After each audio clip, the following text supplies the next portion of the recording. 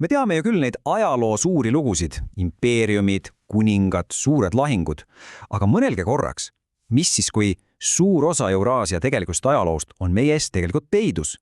Täna piilumegi sinna varju jäänud minevikku, aega enne kirjasõna ja avastame sealt ühe peaaegu kadunud rahvaste maailma. Jah, need keisrid ja ristisõdijad, see on see ajaloo suur ja uhke fassaad, eks ole, aga just nagu see tsitaat ütleb, mis peitub tegelikult keldris. No vaata, seal peituvadki terved rahvad, kelle lugu on lihtsalt rääkimata jäänud. Ja just nende jälgi me täna ajama hakkamegi. Niisiis, kuidas me seda teeme? See on nagu üks ajalooline detektiivitöö. Kõigepealt uurime seda unustatud rahvaste müsteeriumi, siis dešifreerime ühe iidse keele. Seejärel kasutame seda keelt, et leida üles nende kadunud kodumaa. Vaatame, kuidas üks saatuslik kohtumine muutis absoluutselt kõike ja lõpuks, kuidas sellest kõigest sündisid need rahvad, keda me täna tunneme. Lähme siis asja kallale. Okei, esimene osa. Unustatud rahvad. Hakkame siis lahti harutama seda müsteeriumi nendest igavestest põlisasukatest. Teate küll seda juttu kooliõpikutest, eks? Et soome-ugrilased olid lihtsalt siin metsades, enne kui tulid slaavlased ja teised. Aga see on natuke eksitav, sest see jätab mulje, nagu neil polekski olnud omaenda lugu, oma rännakuil ja arengut. Just nimelt, see tavapärane lugu maalib pildi mingi staatilisest, muutumatust rahvast, kes on justkui ajas paikale külmunud.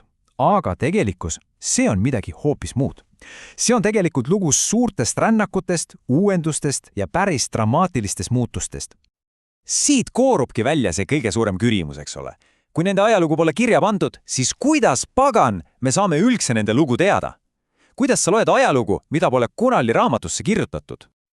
No vaat, vastus peitubki teaduses. Meil on olemas terve rida geeniaalseid detektiivi tööriistu. Ja kõik algab keelest endast. Mõelge keeltest nagu elusorganismidest, millel on oma DNA. Keeleteadlased saavadki selle iidse keelelise DNA, teaduslikult siis algkeele, taastada. Kuidas? Nad võrdlevad omavahel tänapäevakeeli, Soome, Eesti, Ungari ja isegi neid kaugelt Siiberi keeli. Nad otsivad ühised sõnatühvised ja panevad niimoodi kokku pildi keelest, mida räägiti tuhandeid ja tuhandeid aastaid tagasi. See viib meid ühe täiesti geniaalse meetodini, mida kutsutakse sõnad ja asjad. Loogika on tegelikult imelihtne. Kui sa suudad taastada iidsest keelest sõna paat, siis pidid need inimesed ju paate tundma. Kui neil oli sõna vibu kohta, tähendab see, et nad küttisid vibuga. Nii et iga taastatud sõna on nagu väike pusletükk, mis aitab meil nende kunagise maailma pilti kokku panna. Ja see uurali algkeel, see on nagu ühe hiiglasliku puutüvi. Umbes 6000 aastat tagasi hargnes see 2 suureks oksaks, soome-ugri ja samojeedi haruks. Ja aja jooksul kasvasid nendest okstest välja kõik need 10 keeled, mida me täna teame. Aga kus see puu siis algselt kasvas? Kus oli selle rahva algne kodumaa? Ja siit edasi. Nüüd läheb asi eriti põnevaks. Sest need iidsed sõnad, mis me oleme taastanud, need ei räägi meile ainult sellest, mida need inimesed teadsid. Need räägivad meile ka sellest, kus nad elasid. Need ongi nagu üks peidetud kaart. Vihje number 1, loodus. Nende keeles olid olemas sõnad puude kohta, mis ei kasva lihtsalt igal pool. Näiteks Siiberi seedermänd ja nulg.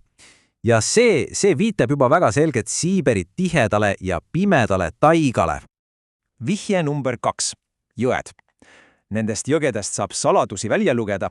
Nimelt olid neil sõnad kalade kohta nagu tuur ja nelma ja neid kalu leidub ainult teatud suurtes Siiberi jõgedes. Nüüd hakkab see kaart juba kuju võtma, eks. Ja siis viimane otsustav pusletükk. Neil oli sõna põhjapõdra kohta. Põhjapõder. See loom on ju Põhjala metsade sümbol ise ja see paneb selle kodumaa asukoha jätma päris kindlalt paika. Ja kui me paneme need vihjed kõik kokku, puud, kalad, loomad, saamegi kaardile kanda selle iidsa kodumaa. Ja see ei asunud siin, Läänemere ääres. Ei, see asus kaugel idas, Uurali mägede ja Lääne-Siberi tohututes metsades. Ja millal see kõik toimus? See on lihtsalt uskumatu, kui kaugest ajast me räägime. See on kiviaja lõpp, neoliitikum. See on umbes 6–7000 aastat tagasi. Mõelge, see on aeg enne isegi Vana-Egiptuse esimesi dünastiaid. Aga nende lugu ei lõpe muidugi seal, Siberi metsades. Kaugel sellest, üks väga oluline kohtumine pidi nad peagi uuele teele lükkama ja käivitama midagi tohutut. Et seda aega natuke paremini ette kujutada, umbes samal ajal, kui Egiptuses ehitati Giza püramiide, hakkas seal kaugel põhjas see iidne soome-ugri keele kogukond laiali lagunema ja eri suundadesse liikuma. Kujutage ette, 2 täiesti erinevat maailma toimetamas samal ajal. Aga mis selle suure rände siis käivitas? Tõendid on jälle peidus keeles. Soome-ugrilased puutusid kokku Indo-Euroopa hõimudega ja nad lainasid neilt sõnud täiesti uute asjade ja tehnoloogiate kohta. Sõnad nagu mesi või vask, need ei tähenda ainult uusi asju, vaid täiesti uusi oskusi, mesindust, metallitööd. See oli nende jaoks tehnoloogiline revolutsioon. Ja just need uued teadmised andsid neile otsustava eelise. Ja siis juhtus veel midagi. Kliima hakkas jähenema. Ja see soosis just nimelt neid, kes oskasid karmis põhjalas elada. Nii et kujutage ette, parem kohanemisvõime ja uus pronksitehnoloogia, see oli kombinatsioon, mis vallandaski nende suure laienemise läände Euroopa poole.